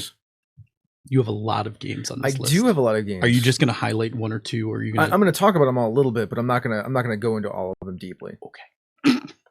Okay. I played a lot of games. No, I'm okay that you played a lot of games, but sometimes like you like to tell like all the workings of a game. Sure, I'm not going to do that for Okay. everything. Just- Only the ones that are actually matter. Cool. All right, Like for just- instance, on Thursday. Well, I'll just do Thursday, and then we'll go around Thursday. Sure. On Thursday, I played a game called Come Ward. It's like playing Betrayal on the House on the Hill. Ooh, okay. You don't need it. It's unless you really like Betrayal and you want more Betrayal type stuff, then you don't need this. Then you game. don't need- okay, it's so we- perfectly fine. It's lovely, but it's that. Okay. I got to play. I'll come back to the Sorcerer story. I got to play. I played Copenhagen before I bought it. That game is really fun. It's going to be I think it's going to be the next big gateway game. It was number 6 for hotness from Board Game Geek on their It's list. an amazing for game. Origins. So that's clever. We played the Climbers. So the Climbers. I want to talk about this one. This one is it's a stack of bricks game. So you build this whatever way you want tower of bricks at the beginning, and you have a little person, and you're supposed to climb as high as you can on this tower, and you can only climb up levels when you can see over the top of a lip. And every meeple has a color, and there's 5 different colors, and then a neutral color, and those are the 6 sides of each block. And on your turn, as you're trying to move up these blocks, you can pick a block up from anywhere and turn it in any way that you want and place it. So that is how you ascend up. The game ends when nobody can move up any farther for a whole round. Like, so everybody stays at the same level for a whole round. And then you have some one-shot items that you can use. A double ladder, which is the size of a double tall brick. A single ladder, which is the size of a single brick. And this little square peg thing that if you put it on a brick, no one can move onto that brick, and no one can pick up that brick until your turn comes back around. Okay, that means you can freeze it out. Yes, so this is it doesn't look like a strategy game. It's a very much a 3D thinky strategy game. I could see that. Yeah, and we played it at the Eagle, and it was a couple of times. It was a ton of fun. It's just it's a thinker, but it's a yell at the person next to you because they screwed you type game too. Like, why did you move there? Oh God, why don't do that? I played Hero Realms too. That game is like playing Star Realms. Yeah. I've heard many things. I think I even have a set Of Hero Realms? Yeah. Cool. Okay, Sorcerer. So Sorcerer is White Wizard's new game, the people that make Hero Realms. It is not to be mistaken with the old RPG. Correct. Okay. It is a card game. It is like playing Smash Up in a lot of ways. You take these 3 different decks that make you like Azrael, the Demonologist of the Haunted Forest. And you have an Azrael card, a Demonologist card, and a Haunted Forest card, and they all have abilities on them. And you have your decks, you shuffle them up together, and then you start playing. And a round is like 7 turns. You go back and forth, and you can like get mana or draw more cards. That's the only way to get more cards is by doing that, or cast spells, or throw minions on the board, things like that. Mm-hmm. And it costs power to do that stuff. And there's like rules in the bottom of the cards that change, that like they have special abilities and whatnot. And your wizard, you put them in one of the 3. There's 3 boards. Those are the boards that you're fighting over. You put them there, and that's where you can cast the spells. Or you can put the minions anywhere. You can move the minions around too. That's like an action. Once you've played your 6 turns, your 6 sets of actions back and forth, you go to the next phase, which is the combat phase. And this is dice rolling. And the dice are like have 2 2 skulls on them, 1 skull on them, a blank side, or a pentagram. Now, each of these minions, they have like an attack number on them. So you roll that many dice for the attack number, up to 7 dice. And then there's these tokens that you can utilize to force people to reroll individual dice. Or whoever the first player is, they have a token that they can use once during a round to reroll all of the dice, either you or your opponent. So there's a lot of strategy in it. There's a lot of play there. It's like Smash Up, but in my opinion, like a way better version of Smash Up, which should make sense. Like Smash Up's an older game now, right? You use that technology and make better stuff with it. Mm-hmm. So I'm sitting there, and Wayne Humphrey, the Star Wars guy, is demoing the game for me. And I sit down, and I'm playing the game against a gentleman named Paul. And Wayne goes, "Hey, have you ever to Paul, like, this game's like Smash Up. Have you ever played Smash Up?" And Paul raises his bat and says, "Paul Peterson, who is the designer of Smash Up." Oh man! So I'm playing this game. Wow. By the way, he kicked my ass. I was watching. Yeah. Bob and I. That was Paul. That was Paul Peterson. Peterson. Yeah. Okay. Yeah. That was cool. So that's my story about Sorcerer. Yeah, that's awesome. All right, go ahead. You can move on to your Thursday. My Thursday. So I got my first chance to play For the Queen, which is Alex Roberts' game published by Evil Hat. Oh yeah. This to me, in terms of story games, is the darling of Origins. This game is phenomenal. It's sold completely out. It is literally a deck of like small tarot cards. Mm-hmm. With a very nice box, slipcover box, evocative artwork, very simple layout. The game is super simple. You pick a queen, and you are all in the queen's retinue, and you are traveling to this foreign land after years of war to make a peace treaty. And each of the cards has a prompt that has some sort of question on it, like, when was the first time you fell in love with the queen? Or the queen chose you for this trip for a special reason. What is that reason? Mm-hmm. And you can answer it, or you can pass it. Okay. Or if it doesn't make any sense, there's an X card, and you can just basically exit and draw a new card. Okay. So the X card isn't so much. I mean, it's there for safety, but actually it has a very interesting use. It's for editing wonky content. That like if it just doesn't make, like, if a card doesn't make sense and it goes around the table and no one, you can just exit and toss it and pick up another one. That makes perfect sense. Yeah. So anyway, you play rounds of this, and you can adjust the timing by where you put the final card. But the final card is, the queen comes under attack. Do you defend her? And you figure out your character by answering these questions. And then you decide like whether or not you would save her based on the questions. And the questions are like really evocative. And some of them are good. Some of them are really tough, like to answer, that kind of thing. But here's the brilliance of this game. It's $20. It comes in the small box.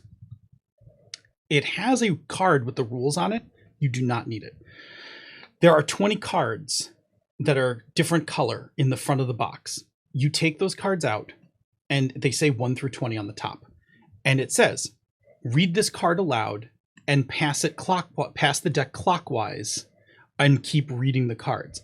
And as you pass the cards around, it sets up the game, it explains the game, and it gets you started playing. That's pretty brilliant. So it is 0 prep, 0 learning curve, and it's adjustable to play between 30 minutes by putting the Queen is Under Attack card in the middle of the deck, or an hour plus by putting it in the bottom third of the deck. It is elegant beyond elegant. It is a great little story game. It changes every time you play it because there's like 20 different queen cards. So you just pick one. And the questions, plus then the orders of the cards that come up are exactly different all the time. The orders of the cards come up, the combos of the cards that come up for your character are plus different. If it doesn't use all the cards whenever you play, like you're only playing the hour version of the game. Correct. Like super smart. It is really an amazing little game. It is now a permanent fixture in my game bag. Like it is the kind of game where you're like, oh, people are late to come to the thing, or it's a blown game. Bam, out comes For the Queen. I've heard there was a number of people that said this game was wonderful. It's what I would call different flavors of gamer too also enjoyed it. It's so smart. That setup thing with those 20 cards. Like I was like we got, Schmitty and I both got a deck, and Schmitty was like, do you want to play? And I'm like, yeah, but I'm thinking like, do I need to read the rules? Like whatever. And Schmitty's like, no, I played it yesterday. It's a piece of cake. And like with no, like we read the cards, and it was like, we were off and running and playing. And I was like, wow, this is my kind of con emergency Yeah. Like, this is my kind of con pickup game. Like, pull this deck out, and it plays. You could have played it 3 people. I think we played 6 or 7 people. Like, it doesn't matter. Mhm. Smart. Anyway, I totally fell in love with For the Queen. I played it at least one more time before the end of the week. I'm pretty sure your one game was longer than all of my games. I'm just going to breeze through the rest of mine because mine. I'm just teasing you because you're not going to talk about all of them, are you, Chris? No, I'm not, because after that I ran Hydra Hackers. I ran Coming Up Short, which went rather well, but that's a game I have that I wrote last year. Yeah, I just like teasing you. Yeah. So Thursday I got to play Turning Point. Love that game. And I got to play the other scenario, and this time we had a good time. Last year I was part of the Turning Point game that broke the rules, and so Yes, but created a great fix. yes, and the fix was amazing. And so this time I got to play again and play with Scott Ryder and a couple others, and it was just a very, very good game, full of all the feels that you want to have. And I recommend to anybody who hasn't played Turning Point, get out there and find Senda and play it. And then I got to play a bunch of board games for the rest of the day. I also run Turning Point. Yeah, play it with Senda. Oh, wow. Wow, that hurts, man. That hurts. Or Phil, play it with Phil. I've played it with both you and Senda, but only Bob has cried at Senda's table. Or play it with someone you love, and that's all that matters. Okay? You can't mom as well as Senda to get under Bob's skin. Oh, I get some moments. And that was it for Thursday. I just played a lot of little board games. Nothing jumped out at me that day as far as amazing. It was more just wandering around the con hall, playing a little bit of this and that. So my Thursday was really just talking to people for the most of the day. So Friday, Chris. Oh man, what do we do on Friday? I think I played Task Force. That's right. Yep. Talked about that Doc's game. I already right? talked about that. Like, I got Doc's in the chat room now, so I just wanted to yeah. mention Give that. Doc a little. Yeah, Doc. Give Doc Task some love. Force. It's the G.I. Joe game, everyone. So when you see Task Force, and we're going to start labeling it also the G.I. Joe game in some way, shape, or form, so that people know. Until we get sued by Hasbro. I mean, and we're not going to put it on the title, but I mean when he runs con games, right? Yes. Because I want people to play it. I ran Dungeon World. I do that all the time. But people, you know what? People love Dungeon World, and they keep showing up for it. And apparently, I'm the only person that runs it not at Games on Demand. I think there were 2 Dungeon World games on the schedule, and they're both mine. So just, hey, if you want to get people to play your games at Origins, just run some Dungeon World. People will show up for that. And I played Terraforming Mars on Friday night. Terraforming Mars is a wonderful game. Just it would take me too long to explain it. It's a complex game. Yeah, it's not that new though either, right? It's been out for a little bit. It's not. I think it was 2014, 2016 was the first printing. Maybe not. I don't know. Mo can correct me. Somebody in the chat room will correct me, I'm sure. It's such a good game though. And Jen loved it. And Jen, usually when she's tired, she can't like get her head into a game and whatnot. But while she was falling asleep while they were explaining the rules, we started playing, and she was just completely engaged till 2 a.m, which is saying something. So that's how good that game is. We have a thing from Eric real quick about I'm your GM now. Apparently he was getting ready to run his Cypher System game, and he only had 2 players at another table. There was a table of 4 players where the GM didn't show up. So Eric just went over and brought them to his game and combined them, played a big 6-player Numenera game for everybody and had a ball. So he stepped in again to be the GM when nobody else could. So bravo, Eric. Okay, so that was my Friday for the most part. What about yours, Jerry? Did you mention? My Friday went. Friday actually was. Let me get down to my Friday. Friday was when my game actually went off. I got to run Metal Fire Sequence, which will be renamed as something else, which is the cyberpunk anime magical girl ghost robot, whatever you want to make it, anime game. I suppose we should call it Metal Fire 1 at this point, right? Yeah, Metal Fire 1. And last couple times I've played it, we've had some issues with sticking the genre and so on. So it was a lot of fun, but this time we had a group that really played well together, and Chris had come up with a new mechanic, and Doc had given me some new mechanics to try, and everything went so much more smoothly. I came out of it just all pumped up. Followed that by playing another Turning Point game with Senda, and that was a lot of fun. The other scenario. The other scenario? Yeah. Like the other white meat? Yes, it's at the other operation. So, and then finally ended up playing some more board games at night. Again, just a couple of things here and there, but the games were just fun. Friday was just start on a high note, being able to run my game and have it go off and work. So, all right, let's do Saturday. Yep. So why don't you start with Saturday? I don't think I did Friday. Oh, you didn't do Friday? No. I thought you did. Sorry. No, not yet. Friday. Because you ran the Warren. Yes. Friday I ran Blue Europa, the new Dungeon World adventure. I learned an important thing about Hydra Hackers adventure. Right? New Hydra Hacker adventure, Blue Europa. I mean, I SEO Dungeon World so many times, I can understand why you would say Dungeon exactly. But anyway, that's the new one I wrote like just a week ago. It was a lot of fun. All I can say is if you mention the word Zeppelin, it's going to come up again in the game. So that was good times on Blue Europa. I don't want to tell too much about it because I'm running it at QCC. So anyway, but it went well. And actually, thanks to Mo and a few people, I got a few little tips. I'm going to do a couple tweaks to really tighten that game up. I've got one or two things to do at the start and the end that's really going to nail it. But the other one that was fun is I ran an off-books game of The Warren. The Warren? Which is the game about bunnies.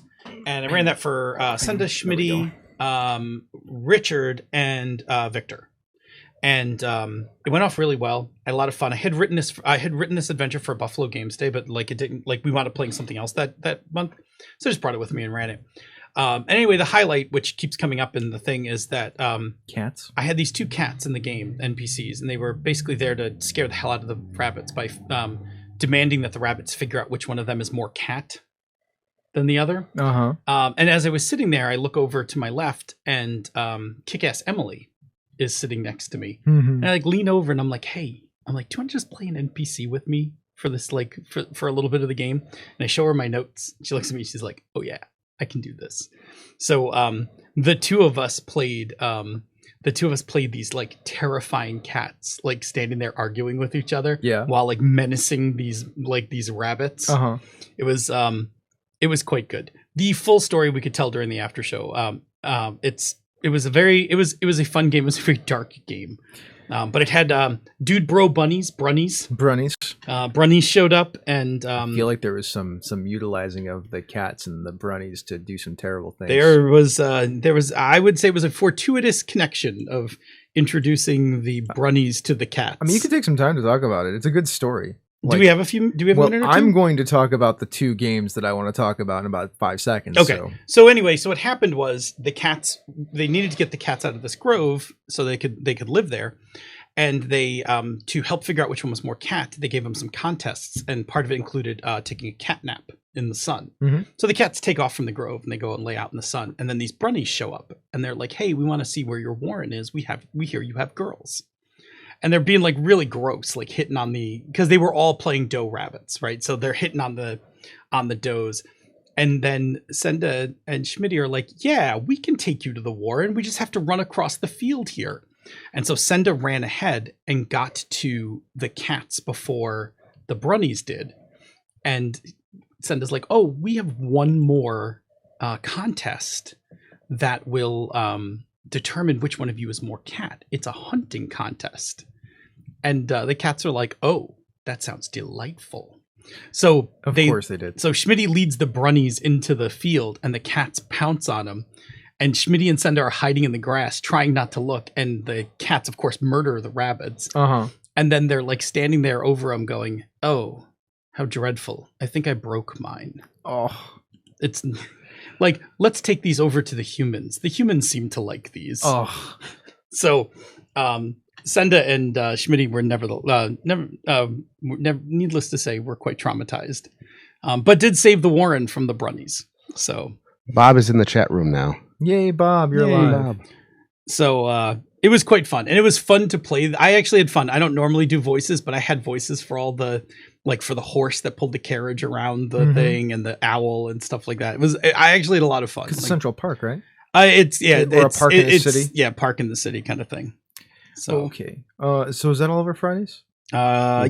Do your Saturday since you only have the one thing. Because I did panels most of the day. Yeah. I played another round of For the Queen. Spectacular. Jerry? I'm I basically played a lot of board games and card games, but I know Chris is gonna go into detail about them. I'll just say, excuse me, the board games at base camp were amazing because the rest of the time I was going to panels. So Chris, take it away. First off, I ran Dungeon World after midnight, and that's all I'm gonna say about that because we talked about it already. Don't do that. That's a bad idea. I mean, maybe 10 to 2, that's fine for somebody like me, but not midnight to 4. It's a bad idea. Railroad Inc., go look it up or don't because it's out of print, so it's hard to find. Look it up and then want it forever. Yeah, I mean, there's a Spanish version I could buy.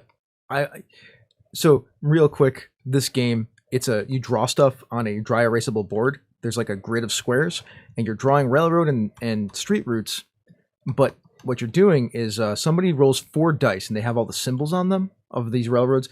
and street routes, well, whoever rolls the dice, everybody has to use those symbols.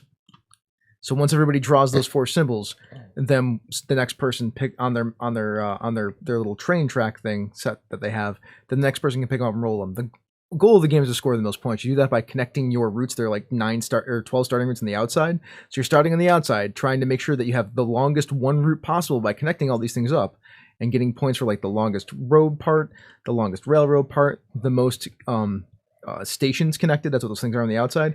And if you could cut through the middle, there's like 9 squares in the middle. If your route runs through those, you get points for that too. And then you get negative points for leaving ends open. So there's a risk for trying to run across the middle. There's a huge risk because you also have no idea what you're going to get from these dice Right. from a roll to roll basis. It's a clever game. We played it like 4 times. Tom Flanagan, thank you so much for bringing it. 2 more games I have to talk about, and they won't take that long because they're just adorable little games and they're wonderful. It's amazing what you can do with simple mechanics. The people that make Happy Salmon make this game called Monster Match. It comes in a little cute bag that looks like a monster. I'm sure, Phil, you saw it hanging on Nora's Yeah, it was bag. really cute. By the way, both these 2 games are Nor. Nor found these. You deal out 10 cards, and then there's a token in the middle that says none. And then there's 2 dice. They have 0 through 5 on them, and then legs, arms, and eyes. All the cards have different monsters with different numbers of legs, arms, and eyes. Now, somebody rolls the dice, and then as quick as everybody can, once they see what's on the dice, you have to reach out and touch that card. You'd think it wouldn't be that much fun. It's a ridiculous amount of fun because It's the pressure, right? yeah, the pressure, because everyone is trying to touch them as fast as humanly possible or figure out where these monsters are. Also, if you touch the wrong one, like something that isn't actually out there, or it's just incorrect, you have to put one of your cards back and they'll Right. score the points. That's So that's slick. so it takes like 15 to 20 minutes to play. It's great, and the game ends as soon as the deck is gone. And it's a great game. You wouldn't think it's a great game, but it's a great game. Then there's a game called Color Addiction. This one broke my brain. This one's evil. This one's evil. So you have this deck of cards, and you deal out all the cards to everyone that's sitting around the table. Everyone gets an equal number. Then on the cards, they have the name of a color, like purple, and then the name of the color is colored in a different color. One of the other colors. So it'll be like orange, but it'll be gray. Correct. Yeah. It'll be the word orange, but it'll be the color gray. Yes. And then there's an ink splatter on every card too. That's a completely different color. Correct. It's a real-time game, so like you have your deck of cards. You can draw 3. You can only ever have up to 3 cards in your hand at a time, unless everybody can't play a card, and you draw another card and see if anybody can play. But you are trying to play a card that is the same color or the word of the color on top of the current card that's on top as fast as you can. Like everyone is doing this to the same discard pile. I hurt my hand a little playing that game. And psychologically, like the word and the color and the splotch are all Messing with different, your and head. they just mess with you. Yes. We broke this game a little because we got to the point where both me, Jerry, when you were there, we were playing that, right? Yep. Me, Jerry, and Nor all had 1 card left in our hand, and Mike D was playing with us, and he had like 8 cards in his deck, and we're all like, "Come on!" And every time a card got flipped, or every time Mike drew a card, because once you can't play, somebody has to draw a card. Every time he drew a card, we're like, "Come on, come on, come on, come on!" And he got to the end of his deck, and none of us could play a card, so nobody won. You emptied the deck. Empty his deck. Nobody had any cards left to play, so the game was over. But that game is also a cheap game that is a ton of fun that you can play with your friends and your family that are not necessarily gamers. It's easy enough to understand. So is Monster Match. They're really great little gateway games, or games that you can just play with people that they'll get it instantly and easily. Yeah. All right. That's my Saturday. Anybody else got a Saturday? Are we done with Saturday? Saturday, We'll think do it we Saturday. did. Saturday was Sunday we played Swords. Swords Out Master. What can I say? It's awesome. I mean, I can say that I played the non-magical character around a bunch of superheroes. Yeah. That was interesting. Yeah, I had a lot of. I really enjoyed the characters that you all came up with. Yeah. And I just did a very simple story, right? I had this eidolon about this this collector, and who just collected stuff, and I just simply started off by asking, like, what did the collector take from you? Mm-hmm. And that was and we were off and running. I think I gave away most of my name things. You did. Like, it didn't need to be a thing that was named, but it was like everybody started doing it. I'm like, no, like, it could just be something else. But like, I think all of us put name things in there because those are the more important I things think to except us. Nor put her true name. which was a very nicely powerful, compelling reason to go get that back. So Victor reminded us we played one other game that was really fun at the con, and that was Take 3. I have no idea what that is. That's the block game. I heard about that. It's Go Oh man, Tell people. You didn't play it? No. Okay, this is a game that requires 3 people to play, and it's see no evil, speak no. It's basically the monkeys, right? See no evil, speak no evil, hear no evil. So the way it works is, you have these 3-dimensional blocks of they're like Tetris, they're kind of like Tetris shaped, but not really. Like there's a W and there's like an L and like a cross and whatever. And so one person gets to handle the blocks, but they have to keep their eyes closed the whole time. Okay, they can't see the blocks. Uh-huh. One person can tell the person who's handling the blocks what to do, like what piece to grab and what orientation, but can't see the card for the pattern they have to make. Yes. And the third person has the card with the pattern, but they're not allowed to speak. They can only gesture to the person who can speak what piece to pick up and what to do with it. And then you have 3 minutes to build some sort of pattern based on the card. Well, that sounds fantastic. So I want that game. So you're like sitting there and like it was Bob. Bob was the person who had the card. I was the person who was calling out to Senda, who was arranging the blocks. And like Bob is having to make these gestures like for W. And it's like, okay, pick up the W piece. And Senda's like feeling around the table. Okay, flip it over. And Bob's trying to explain to me like move it to the left or place it down. And with a time crunch. What you're saying is we should get this game and play it on stream sometime. Oh my goodness, it is. Yes. It's quite a thing. Anyway, I'm sad you didn't see it because you would have loved it. It's right up your alley. It's a dexterity game, but with this weird coordination and communication thing that's just like it hinders it in the most wonderful ways. So for podcast listeners out there, this is like the only time we do game reviews all year, really. Like, yeah, if you've never listened to the show before, we don't really. I mean, sometimes we unpack a game, but not this many. Not this many. Like, by the way, get Planet. It's good. Yeah. Right. Oh, God, Another 30-minute game that's wonderful by Blue Orange. It's fantastic. I've talked about it before already. So yeah, Bob's right. It's freaking hard, man. Yeah, that game is hard. And we played like the simplest form. Like they get like way more complicated further down. So you, me, and Bob will play it on stream sometime. Goodness. It'll be great. Oh boy, you can all see it. Right. Okay. Oh man.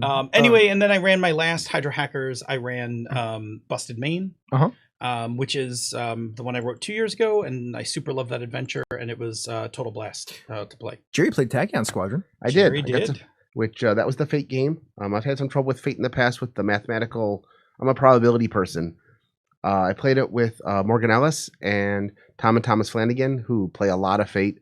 And so not only was it a great adventure and a lot of fun, the dogfighting mechanics in Tachyon Squadron could pretty much be adapted to any game where you want to have small spaceship combat and run it quick and fast and have a great time with it.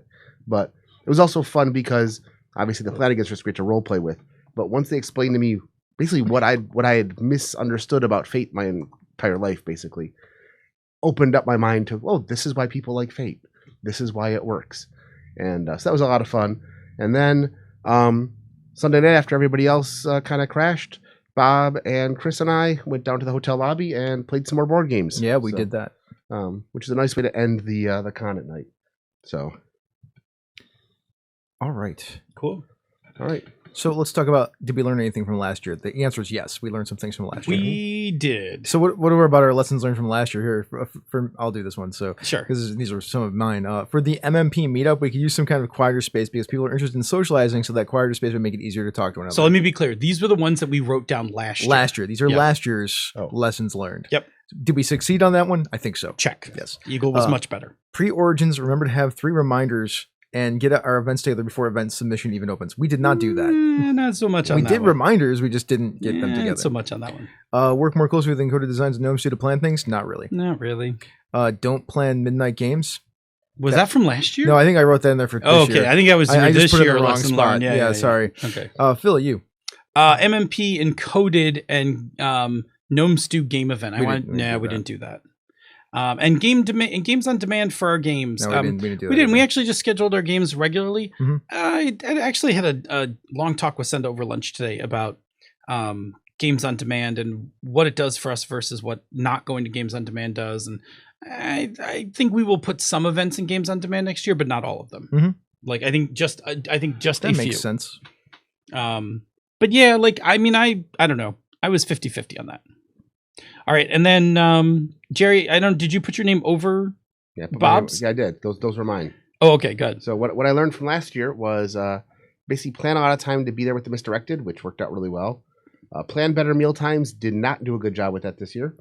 And make sure you have some generics on hand, because every time there's an opening, go in the games on demand. And chances are one of the many misdirected will be in games on demand as well. You can easily slot in and play a good game, and it doesn't really matter what the game is, you're going to have a good time. So that's what I thought about, and that worked this year. Meal times, not so much. All right, so let's talk about our lessons learned for this year. So quiet spaces are much better. The Eagle was a much better place. Much better. Yeah. We'll probably do that again next year. It seems like it's a positive I'm pretty thing. sure we're definitely doing that. I mean, next I'm year. not in charge of that, but I'm going to lobby for that. We should probably plan a little bit better for the extravaganza. We did well, but we could have been better. I Mhm. think that's a thing. We can plan our events in a more organized way. I don't know how, but we can figure that out. I think rest assured, I'm going to actually do a timeline to help us figure out, like, we should get people organized by this point so that we can submit by this point so that we can be, our book can be ready before registration starts, all of that Mhm. stuff. I'm gonna get us all project manage me on that. Yeah, we should do a misdirected mark GMing panel on the ideas of layers, latency, and arcs. Kick ass. Like the Totally panel should just be called layers, latency, and arcs. Yeah, I mean we should. Yeah, exactly. Yep. And I honestly, I should probably just run Dungeon World at Origins. I mean, people want to play that game. Dude, I just ran Hydra Hackers. Yeah, Like I ran a couple off books for fun, like for funsies. But you better need to label my games better so that people know what the heck is going on with them. Right. Like the label, the title is not as good as what the description explains, right? So, Yeah. What about you? more coordination between Gnome Stew, Encoded, and Misdirected Mark for Origins. I started laying a little groundwork with this between all three groups today. I have some ideas for how we're going to be able to communicate better and do a little better coordinating. I really would like to see all three groups with a strong showing. So Encoded games getting played, Misdirected Mark show panels, and Gnome Stew GMing advice panels. Like, we have a lot of gnomes that go to. We do. We have a lot of gnomes that go to Origins. There's a We lot of can do Gnome Stew panels. Uh-huh. And we used to do Gnome Stew panels at Gen Con back in the day. I would love to bring them back. So I'm going to be talking to Ange and John about what we could do to help organize that, because I think, it's Gnome Stew. It's the best GMing advice on the planet. We should be out there and up front in panels, I agree. showing off. Cool. My next lesson learned was that I really liked the blend of gaming with people who some people I kind of knew from the internet, and some people were strangers Mhm. mixed in with MMP people. Mm-hmm. Like, I feel like it brought our culture of gaming, like, or our culture of who we are, Yeah. into all of those games. Like, I think that when people sat down, they had a really good experience. They didn't feel left out. And then I think we're kind of like, wow, these people all are on the same network or whatever, like, pretty cool. So I really like that. And that's why I kind of like the planned sessions. And I really like that a number of MMPers were able to do drop-ins. Like, that was a big help. Yeah. Yeah. Absolutely. But I think for a couple of reasons. One, it kept the tables full, but two, I think it kind of showed who we were. Yeah. So I really dug that. I learned that I really enjoyed running Hydro Hackers. Like, I kind of went like a little stale on it for a while, but Mhm. having like played all three scenarios in one weekend, like, I really like Hydro Hackers. Well, that's good. It's good that you really like your own game. Yeah. Well, I mean, like, you get to that point where sometimes in a project, you're just like, fuck it, I don't ever want to see this game again. Yeah. I must have like pushed through that barrier, because I'm just like, oh man, this was so much fun. So Jerry hit the mic. He's like, got his hands on his head. good job, Jer. Good job. I'm gonna have to catch you on that. And I really, really, really dug the fast story games for those in between times. Like, For the Queen has filled this new spot that I've never had before, which is the 30-minute story game. That's why I have board games. Yeah, but I mean, this is the thing. Like, I love role playing, Oh. right? And so it was really cool to just be like, oh, you want to play a quick role playing game? Mhm. Bam, done. Like, it was awesome. Yeah. Now I want more of those. Okay. Jer? Well, first of all, prepay for parking. Yeah, right? This is the first Origins I've done with roommates. It's also the second con I've ever done with roommates. So this was a lot more fun with everybody there. Give me something to do at the end of the day. I found out that Bob is an excellent bedmate. He's comfortable. True facts. Doesn't move much. Sleeps through just about anything. Doesn't snore, and only rarely talks in his sleep. So if you get a chance to share a bed with Bob, do it. Ladies. I'm not restricting it to ladies. Just share a bed with Bob. Yeah. But no, seriously, the base camp is like a great place to refuel for the year, but it's also just a great place to just go and sit down. If you're exhausted, you go and sit with people at base camp, and the emotional recharge there can kind of get you through when you're feeling kind of exhausted. You'll never be bored. No. And base good, camp? Good Yeah. feels. Good feels. And finally, I'd like to see more safety tools in every game. I do the X card, but after playing Turning Point and seeing the safety tools that Phil intended to put in that game, and how much better they worked, I'd like to see those in every game I run now, or bring them to the table. I will I will give you the graphic that has the OK check-in as a actual thing that you can like print. I want to laminate it. Nor can we mention the chair naps. On Saturday, there was a moment where like 4 people in base camp were passed. Schmitty was sleeping on the floor. Nor and Senda were curled up in those orange chairs. Yeah. And Benny also passed out in his Nice. chair. Like, I think even I nodded off at one point. Like, it was this just kind of lull before dinner. I and nodded like off at some everybody point. just passed out. There was some sleeping at base camp for me. Senda wants to know if Bob farts in bed. Yes. We will not say anything about that. He said he farts like a champ. Yes, he does. He does. Yes, He outed does. himself. He outed He himself. does. Good Yes, job, Bob. he does. And Doc Palindrome says he'd be interested in doing a panel next year. And there have been some suggestions about having Doc just talk to people in the audience and discuss with them their favorite games for about 5 minutes. Just kind of bring that up. So something to think about. Yeah, that's cool. That'd be interesting. Pat. Bob, put a pin in that. Chair. Chair put Yeah, a pin. I Jared got put it. a pin in that. Ding. Already got it written down. All right. Well, let's do our Patreon shoutouts then, right? That's Yeah, it. yeah. There's no conversation corner. This was the conversation Yeah, corner. all we did was conversate. Right. Just to annoy Bob, I'll say conversate. Hi, Bob. That's what you get for not being here. All right. Patreon shoutouts. Joseph Peralta, Jem Pixel Scaves Gagney, JT Evans, T. Acoustic, Stephen Farrell, Thomas Bagley, The Tabletop Bellhop, Dennis Malloy, Andrew Dempsey, Jared Rasher, Scott Ryder, Curtis Y. Takahashi, Mike Amer, Richard Ruane, Noah Bond, and Austin Lemke. Thank you all so much for being our patrons. If you are free Tuesday evening. Wow, Jared can say he's got notes. Oh, I'm too. sorry. I'm still typing things up. Oh, thank you everyone so much for listening. Oh, sorry. No, Sorry it's about okay. that. If you are free on Tuesday evenings, 8 p.m. Eastern, 6 p.m. the Queen's time, come join us live on Twitch where you can chat with other listeners in the awesome chat room for life and ask us the occasional question. If you can't make it to the live show, check out our podcast each week wherever you get your podcasts. Also, take a listen to some of the other shows in the Misdirected Mark Network, such as Down with D&D, Bone Stone and Obsidian, Pandas Talking Games, Cypher Speak with Darcy and Troy, we hope Troy is on the mend, The Gnome Cast, The Wednesday Evening Podcast All-Stars, Zhang Yu Hustle, She's a Super Geek, and Bonus Experience. You can and should also check out our sibling podcasts, Tabletop Bellhop, where you can get your cardboard concierge advice, The Knights of the Night, they're about to play Blades in the Dark, I hear. Ooh, interesting. And the always amazing Gaming MBS. After you have fully completed your con schedule, and before you pack up and head home to the real world, you can leave us some feedback. Reach us directly by contacting us at mmp@misdirectedmark.com. Check out our Facebook group. Hit us up on Twitter. The show in the network is at misdirectedmark. Old Man Logan, who's all laid out, is at Robert M. Everson. I'm DNA Phil. You're the Light 101 That's me. and At GM Gerrymander. GM Gerrymander. If you like what we do here and other shows in the Misdirected Mark Network, you can support our Patreon campaigns. MMP, Down with D&D, and Pandas Talking Games at patreon.com/MMP.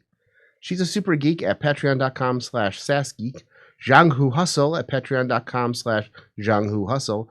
And certainly last but not least, Bonus Experience at patreon.com/Bonus Experience, all one word. Patrons of MMP, Down with D&D, and Pandas Talking Games get access to the after show, pre-production show notes, musical parodies, and Panda's Talking Games bonus outtakes, and other special releases. Well, this has been it feels like a Canadian Misdirected Mark production because of the Patreon. It sounds very Canadian, right? Sorry. I've been listening to Tanis, sorry. It's okay. Which is the media arm of Encoded Designs. Mic drop. We out! This is the bad arm of Phil.